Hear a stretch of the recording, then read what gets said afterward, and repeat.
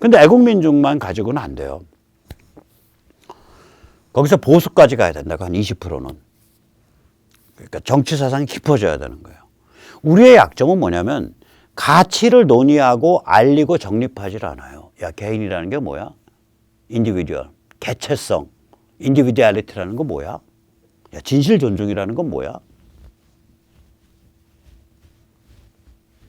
야, 시장 원리라는 게 뭐지? 왜 그게 중요해? 시장 원리가 뭔지를 몰라요, 사람들이. 시장 원리를 알려면 예를 들어서 공정시장가가 어떻게 뭐를 기준으로 해야 된다라든지 혹은 기회비용이 뭐다라든지 이런 거를 굉장히 정확하게 파악할 수 있어야 되거든요. 그런 쪽으로 머리가 가 있는 사람들이 드물어요. 공정시장가는 그거예요. 원가 얼마 들었냐가 아니야. 공정시장가는 뭐냐면 물건 사는 입장에서는 내가 그 물건 너 아니면 딴 데 가면 얼마 살 수 있는데 따져가지고 제일 싼 거. 그게 공정시장가고요. 물건 파는 입장에서는 내가 너 아니면 딴 데 가면 얼마에 팔 수 있는데 해서 제일 비싼 거. 그게 공정시장가예요. 그게 페어 마켓 밸류예요. 그러니까 우선 거부권, 우선 결정권을 주어주죠. 예를 들어서 내가 우선 거부권이 있으면 우선 거부권의 특징이 뭐냐면 나랑 같은 조건으로 비딩이 들어오면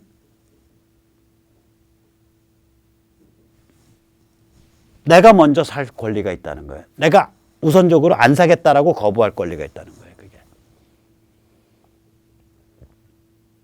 이제 그런 것들이 나오는 거거든요. 그럼 이건 뭐냐면 기회비용이란 관계가 있어요. 기회비용은 뭐냐면 지금 내가 여기서 이거를 함으로써 못하게 된 것 중에 제일 가치가 높은 것.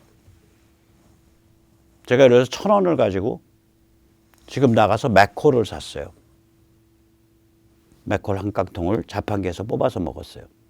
그러면 그 1,000원의 기회비용은 뭐냐? 그 맥콜의 기회비용은 뭐냐? 1,000원 가지고 1,000원 이하에서 살 수 있었던 모든 것이 이 맥콜의 기회비용인 거예요. 900원에 옆에 가면 900원에 자판기에 맥콜이 걸려 있으면 기회비용은 900원이었던 거예요. 내가 1,000원을 썼는데 100원 손해본 거죠.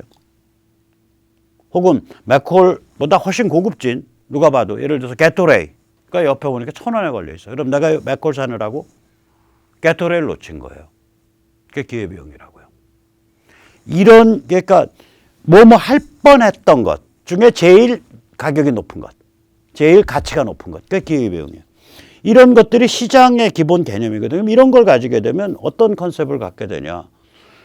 예를 들어서 야, 부동산 정책 그렇게 내놓으면 없는 사람들이 부동산 사가지고 세놓고서 재산 증식 기회를 가질 수 있는 그 루트를 차단하는 거잖아. 있는 사람들 게임 아니야.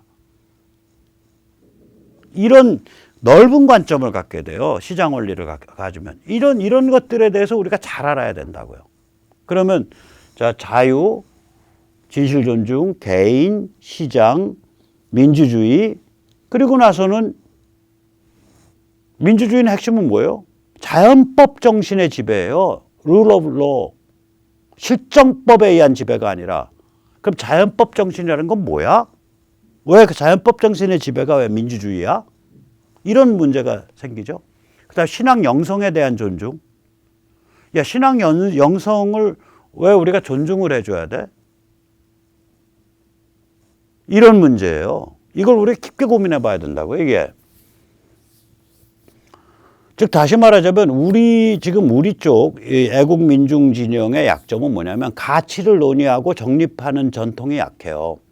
반면에 저쪽 애들, 좌파 리버럴 애들은 정말 구역질 나는 독성 멘탈을 마치 무슨 가치인 것처럼 별 온갖 잡동사니 혓바닥 꼬부랑꼬부랑 가는 단어 디컨스트럭션, 주이상스, 리밋 익스피리언스, 락강, 무슨 데리다, 들레즈 이런 식으로 해서 완전히 중무장을 해서 가치인 척 흉내를 내고 있는 거예요.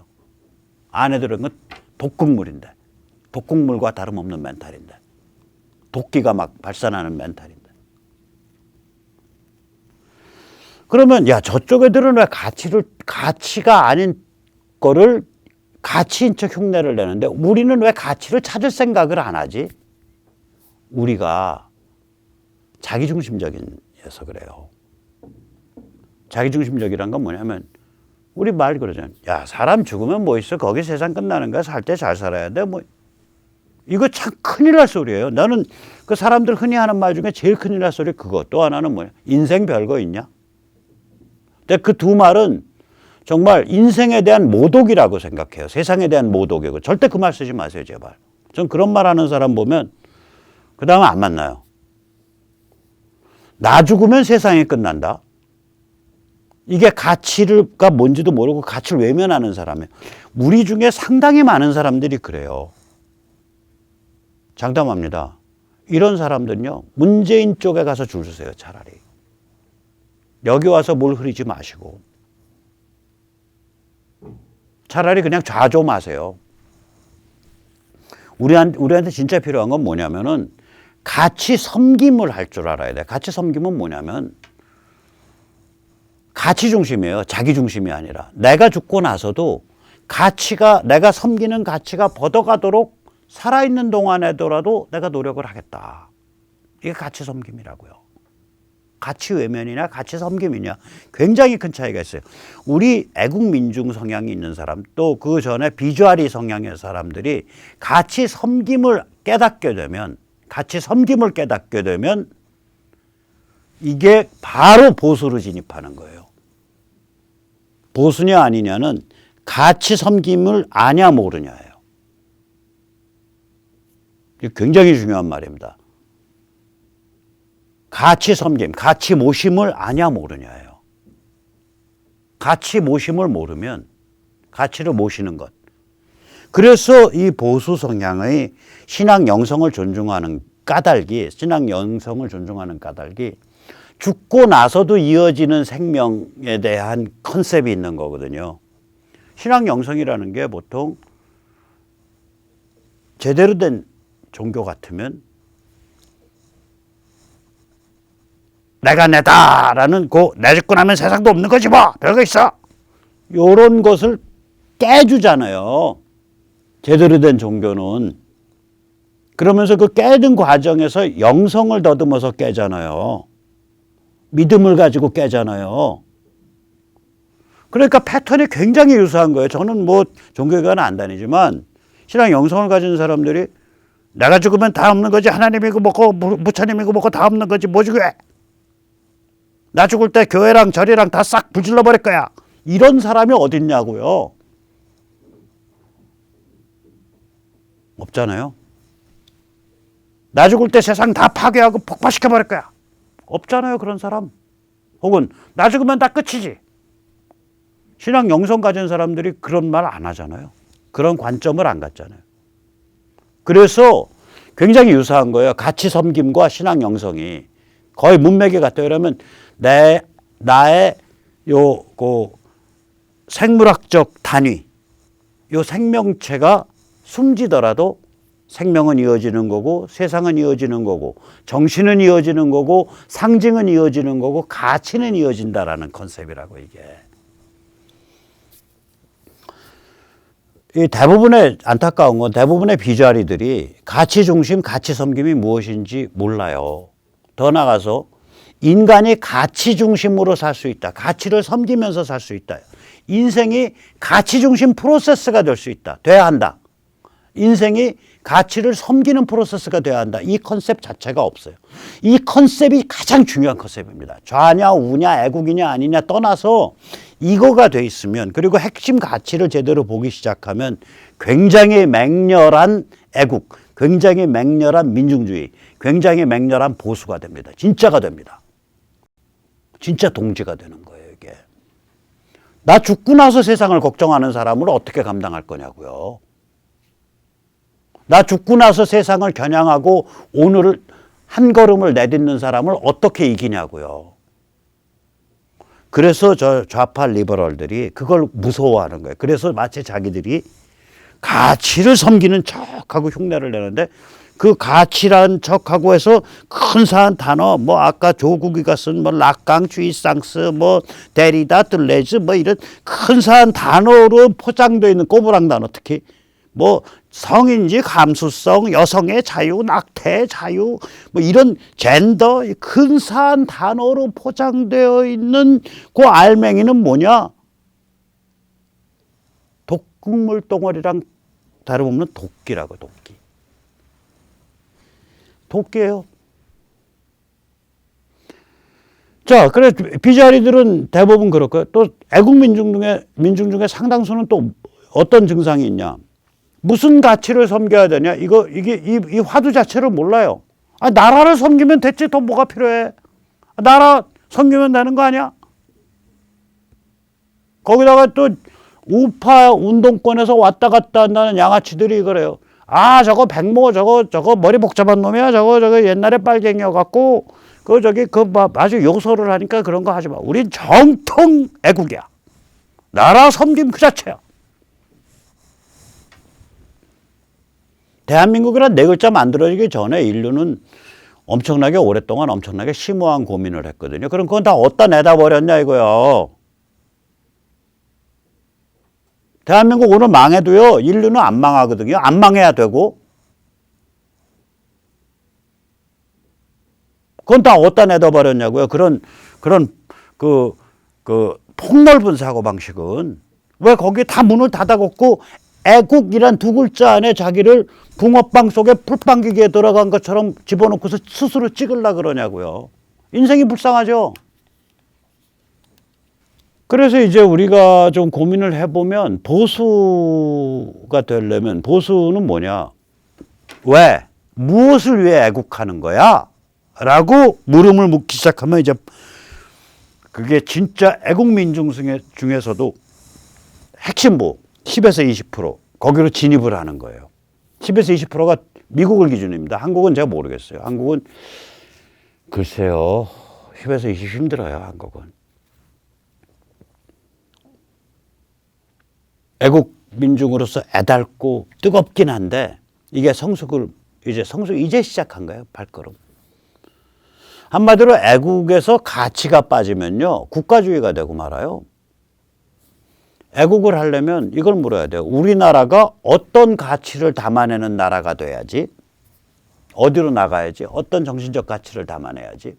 또 거꾸로 어떤 가치를 향해서 우리나라가 나가야지? 이 고민 없이 그냥 나라 사랑 이런 게 어딨냐고요. 사실은 공허하죠. 딱 함정에 빠지기 쉽죠. 양아치가 접근해서 나 나라를 많이 사랑합니다. 태극기 집회도 많이 나갔고요. 어쩌고 저쩌고 그러니까 같이 하시죠.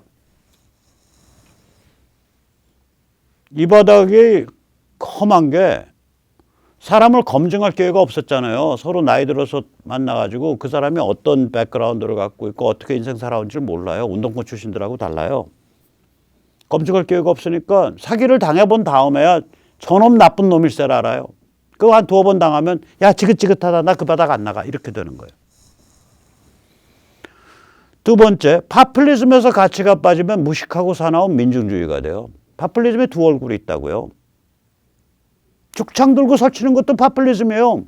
또 거꾸로 해리 포드처럼 모든 가정에 모든 미국인 가정에 부담할 수 있는 가격으로 상당히 튼튼한 자동차를 보급하겠다. 그것도 파퓰리즘이에요. 지금 해방된 우리 조선 사람들한테 자유민주주의와 시장원리와 한미동맹에 바탕한 번듯한 나라를 세우는 길을 제공하겠다. 우나미승만. 그거 파퓰리즘이에요.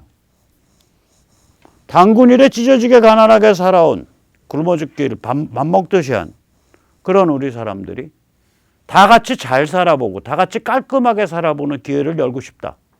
박정희. 그것도 파퓰리즘이에요. 그러니까 파퓰리즘은 두 얼굴이 있어요. 굉장히 파괴적이고 굉장히 사납고 무식할 수 있고 굉장히 좋을 수도 있는 거예요. 파퓰리즘의 가치를 안 담아내면 가치를 버리면 파퓰리즘은 여기로 갑니다. 시간이 지나면 타락해버려요. 싸납고 무식해져요. 이건 다른 말로 표현하면 민중은 어떤 가치를 섬길 때 개인이 되냐예요. 개인이 되면 안타락하거든요. 개인이 되면 분포가 된다고요. 한쪽으로 확 안 몰려요. 이 분포축이, 중심축이 좋은 방향으로 갈 수가 있어요. 이 습속이, 세태가 좋아지면, 세태가 고급져지면. 그러니까 민중은 어떤 가치를 섬길 때 개인이 되냐는 거지. 또 개인은 어떤 가치를 섬길 때 공동체를 위한 네트워크를 형성하냐. 다중을 형성하냐. 대중을 형성하냐. 민중을 형성하냐. 개인과 민중이 같이 돌아가는. 민중이 개인이 되고 개인들의 구성이 민중이 되는 그런 상태죠. 그때 파퓰리즘이 좋은 파퓰리즘이 돼요. 자, 그러면 파퓰리즘이 좋은 방향으로 가기 위해서도 가치가 문제가 되고 애국이 좋은 방향으로 가기 위해서도 가치가 문제가 되는 거예요. 좋은 버전이 되기 위해서. 애국의 버전업에도 가치가 필요하고요. 파퓰리즘의 버전업에도 좋은 가치가 필요한 거예요. 그럼 오케이, 이때 가치는 어떤 거 둬야 돼? 진돗개를 모시자, 이건 아니죠. 가치는 마땅히 인류 보편과 문명 번영을 위한 것이 되어야 돼요. 결국 가치는 현대 문명의 핵심 가치가 우리가 섬기는 가치가 되어야 돼요. 예를 들어 개인, 자유, 진실 존중, 시장, 민주주의, 신앙, 영선 존중. 그렇게 되니까 뭐냐면 결론은 가치지향 주권국가, 이런 현대 문명의 핵심 가치를 지향하는 주권국가, VOS, VOSS, Value Oriented Sovereign State가 보수에 도달한 애국민중의 모토가 되는 거죠. 애국민중이 개인이 뭔지, 자유가 뭔지, 진실존중이 뭔지, 시장이 뭔지, 민주주의가 뭔지, 신앙 영성에 대한 존중이 뭔지, 이거를 이해를 하고, 아, 내가 이런 핵심 가치를 섬기겠다. 내 한 몸이 나이 들거나 혹은 뭐 사고나 병으로 죽더라도, 내 죽고 나서도 이런 가치가 나날이 강화되고 지켜지는 그런 나라를 위해서 내 살아있는 동안 좀 기여하겠다. 이게 이제 보수로 진입한, 보수 단계까지로 성장한, 보수 단계까지로 탈바꿈한 애국민중의 상태입니다. 이런 분들이 태극기 드는 애국민중 중에 한 20%쯤 차지해야 나라가 제대로 갑니다. 모든 사람이 이렇게 갈 수는 없어요. 왜냐하면 가치를 섬기겠다. 이건 어떻게 보면 약간 좀 종교적인 그런 태도거든요. 이게 뭘 섬긴다. 내 한 몸이 죽고 난 다음에라도 내가 섬기는 이 정신과 상징이, 가치가 계속 발전하기 위해서 내가 별다른 욕심 없이 내 그 처지와 여건에 맞게 지금 나 살아있는 동안 기여하겠다, 헌신하겠다, 이런 태도거든요. 이게 가치를 섬긴다는 게. 예, 그래서 이러한 태도를 가진 분이 뭐 애국민중의 100%는 어차피 못 돼요. 근데 10%, 20% 그 정신의 그 기둥이 서야, 그래야 전체적으로 힘을 받고 이제 가는 거예요. 미국에 대해서 부러운 점은 뭐냐면, 미국 그리고 트럼프가 아까 보셨지만 이 보스 방향으로 가고 있는 거예요. 거기서는 이제 가치 지향성을 가질 때 아메리칸 밸류, 미국적 가치, 미국의 가치, 미국이 소중히 여기는 가치, 아메리칸 웨이 오브 라이프, 아메리칸 라이프 스타일, 미국의 생활 방식, 아메리칸 익셉셔널리즘, 현대 문명을 이끄는 지도 국가가 돼야 된다라는 미국의 사명, 뭐 이런 용어로 나타나요. 그게 나타날 때. 그리고 정책으로 나타난다고요. 트럼프의 정책, 그쪽에서 옹호하는 정책으로. 그래서 우리가 트럼프가 사용하는 아메리칸 퍼스트를 고립주의, 무조건 미국 최고라고 해석하면 안 됩니다. 일본 그 평론가들이 이걸 이런 식으로 해석을 하는 경향이 있고, 또 조중동이 이게 그거다라고 국민들한테 거짓말을 해왔어요. 실제로는 안 그래요. 트럼프가 군사력 느리고 중국과 대립하고 세계 각지에서 그 여러 민족, 여러 국가가 숨을 돌릴 수 있는 틈을 많이 열어줬잖아요. 그게 세계 외면한 무조건 미국 최고가 아니었죠. 또 마가, Make America Great Again. 이건 무조건 위대한 미국이 아니에요. 미국이 왜 위대하냐? 트럼프가 아메리칸 익셉셔널리즘을 얘기하잖아요. 미국 위대한 이유로. 미국 예외주의. 그 뭐냐면 미국이란 나라는 처음부터 서유럽의 현대 문명에 대한 경험이 집적돼서 만들어진 나라고, 처음부터 다민족 국가고, 따라서 처음부터 어떤 그 다른 민족들, 다른 국가에 대해서 적대적일 수가 없는, 왜냐면 미국의 구성인 자체가 그 민족을 포함하고 있으니까.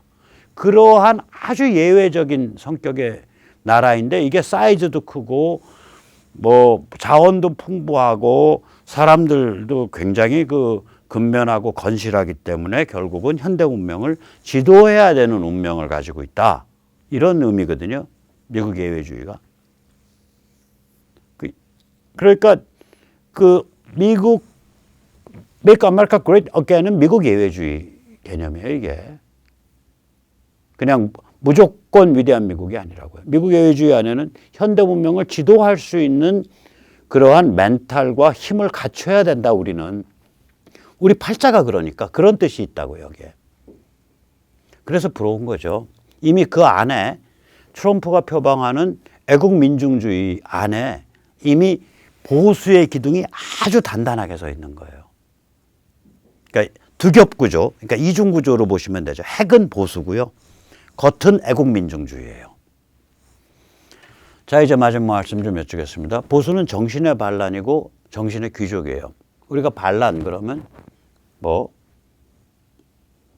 뭐야 그거 저 민중들 나쁜 좌파들이 하는 거 아니야? 구역질이 반란 아니야? 구역질 우악 하고 그 반란이죠. 야, 저것들 권력 잡더니 나라 망칠라 그러네 라는 그 경각심, 그거 반란이에요.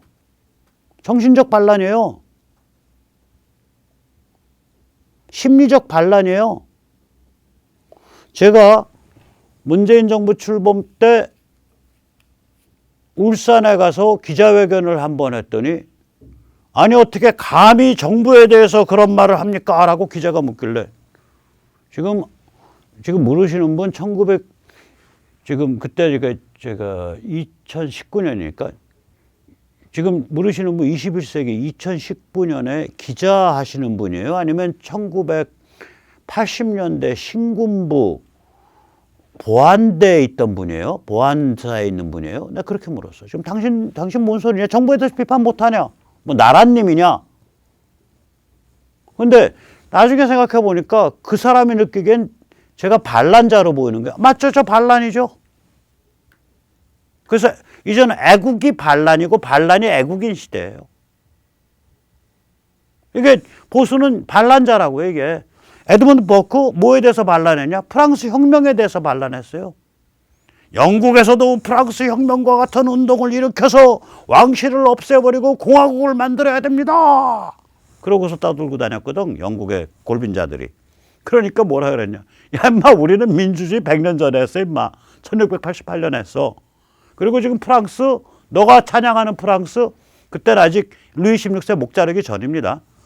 너가 찬양하는 프랑스, 야, 거기 폭도들이 지금 앞으로 그거 다 망쳐가지고 혁명이란 이름 아래 전부 이권 빼먹고 난리하고서 나라를 회쳐먹고 아마 나라를 깔아앉을 거야. 저거 정말 안 된 거야. 우리 유럽의 위대한 정신을 표방했던 나타냈던 프랑스가 이제 완전히 망가지는 코스다. 너 정신 똑바로 차리고 지켜봐, 임마. 그게 에드먼드 버크의 말이에요. 그럼 에드먼드 버크는 당시 지식인의 대세였던 프랑스 혁명 찬양, 괴테 찬양했죠. 그 다음에 누구야, 저 인간. 칸트도 열광했잖아요, 칸트도. 빼딱해요, 칸트도. 이런 당시 지식인들은 프랑스 혁명을 찬양하지 않으면 반동이라고요. 그 상황에서 야, 저거 미친 짓이야 라고 반란을 일으킨 사람이에요. 반란을 일으켰다고요. 링컨은 다른가요? 아니, 야, 어떻게 그 검은 피부하고 흰 피부가 같아? 그 노예를 둘 건지 말 건지는 각 주별로 지금 변경주의니까 아직 주 승격되면서 그 승격하기 전에 그 주민들이 투표해서 결정해.